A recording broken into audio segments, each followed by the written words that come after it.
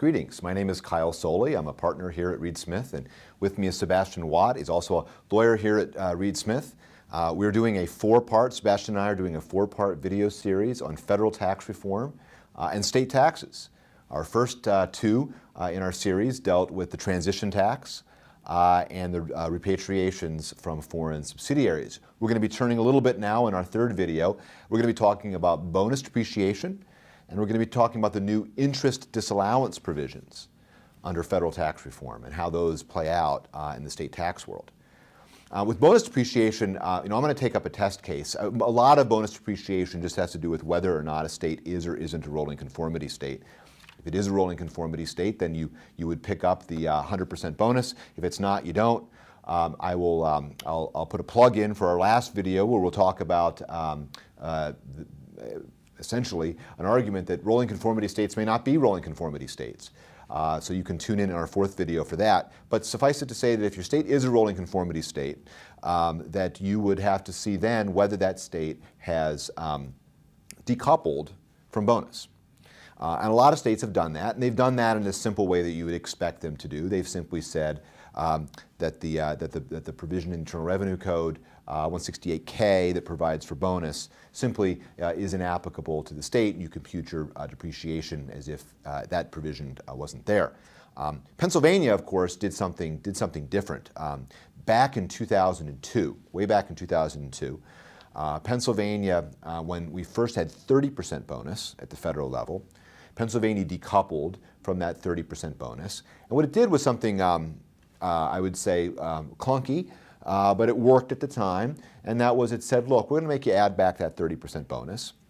And now Pennsylvania is a separate company state, and its starting point is federal taxable income. And of course, federal taxable income for taxpayers would be computed for bonus property using depreciation applied against the property's reduced basis after bonus. So it's a 30% bonus, right? So you have 70 cents on the dollar of your basis left, and your depreciation is computed in the 70 cents of the dollar. And if Pennsylvania just had decoupled from the bonus, making you add that back, but hadn't done something with the depreciation, you would have lost out on 30% of the depreciation. So what did they do?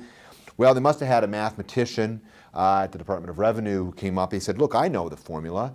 You know, I got out of 11th grade math, and I can come up with a little formula. What you need to do is you need to take your depreciation you actually take, and if you multiply that by 3/7, and you add that to your depreciation for the year for Pennsylvania purposes, you're going to end up in the same position you would have been had there been no bonus at all.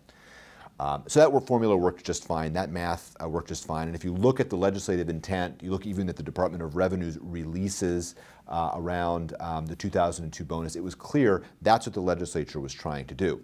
The problem is after that, we had 50% bonus. You know, back in 2011, we kind of toyed with 100% bonus at the federal level. And Pennsylvania never changed the statute. They always had this 3/7 statute. Now, our view has always been, and we've given more likely than not opinions to the effect that even when it was 50% bonus and even when it was 100% bonus, the legislative intent was simply to decouple. They didn't really mean 3/7. That wasn't the policy choice, that it's this particular fraction. They were using that fraction to accomplish decoupling. They wanted you to be treated as if there had been no bonus at all.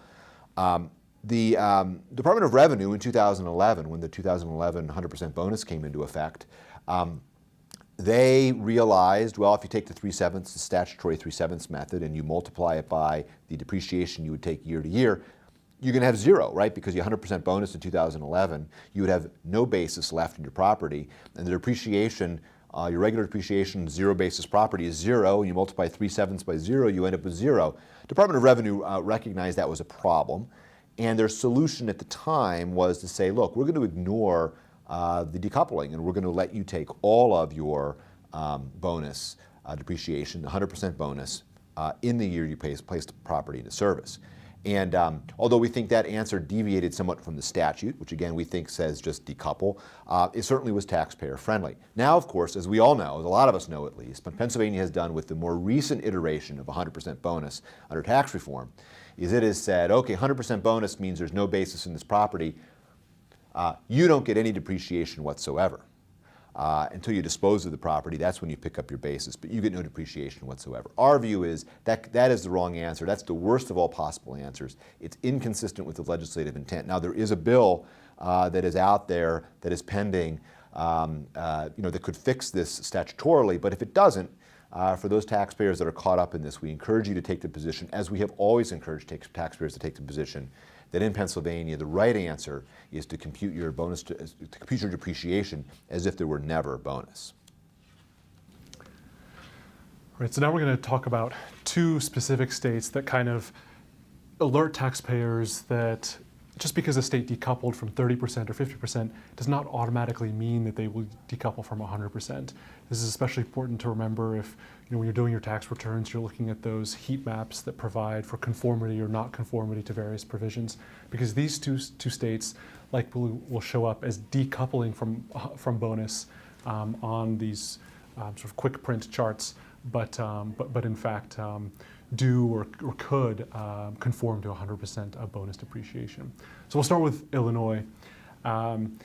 Illinois has an add back for bonus depreciation taken, and similar to Pennsylvania, they require a subtraction or allow a subtraction for an additional percentage of the bonus depreciation that was added back.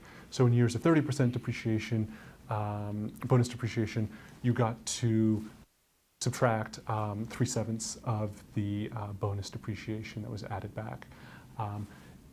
So Illinois did not conform to 30% or 50% bonus, but Illinois statute says that you depreciate any remaining Illinois basis in the year the asset is fully depreciated for federal purposes.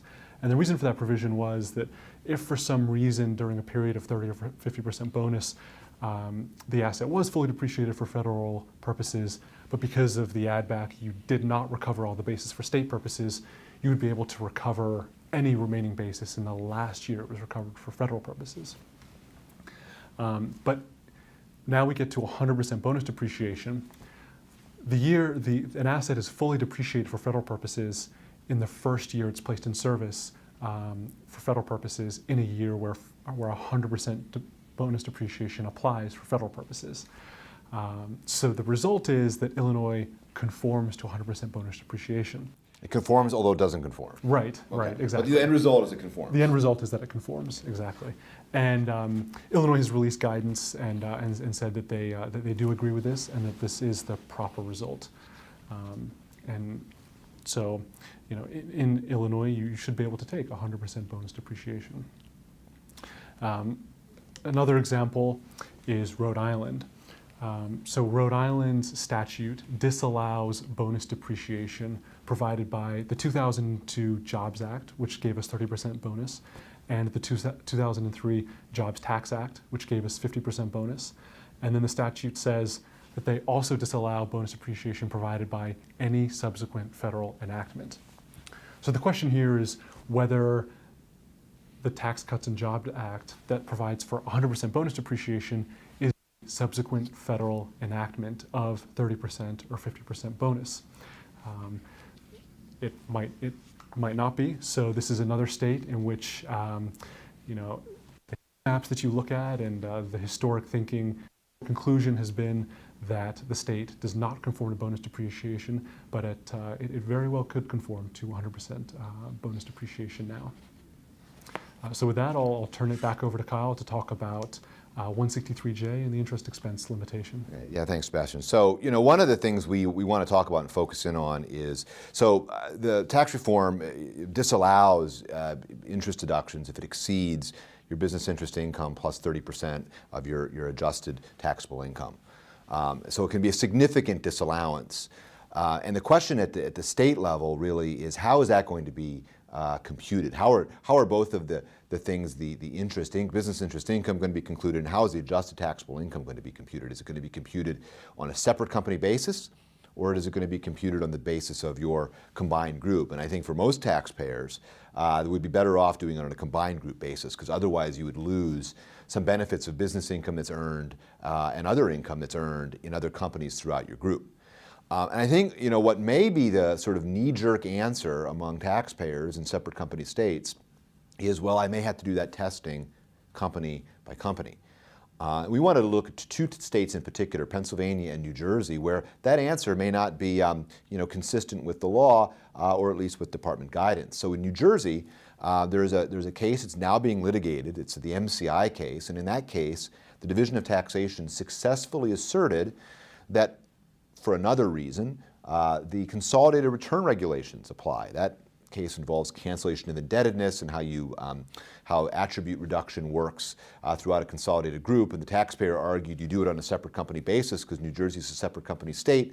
The Division of Taxation argued no, you look at the consolidated return rules, and they won. Tax court said you use the consolidated return rules. Well, if that's the case for this purpose, why wouldn't that be the case for purposes of your interest expense limitation under tax reform?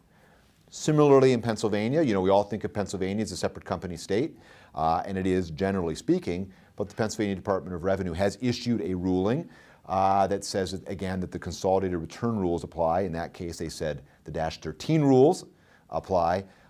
And if that's the case, if you're going to use the consolidated return rules for that purpose, why wouldn't you for purposes of testing for the income expense limitation? So we think in both of those states, and maybe other separate company states that you may think you would use separate company by company by company testing and maybe getting siloed, some of your business income and interest getting siloed, you can take a group-wide look to make your limitation computation.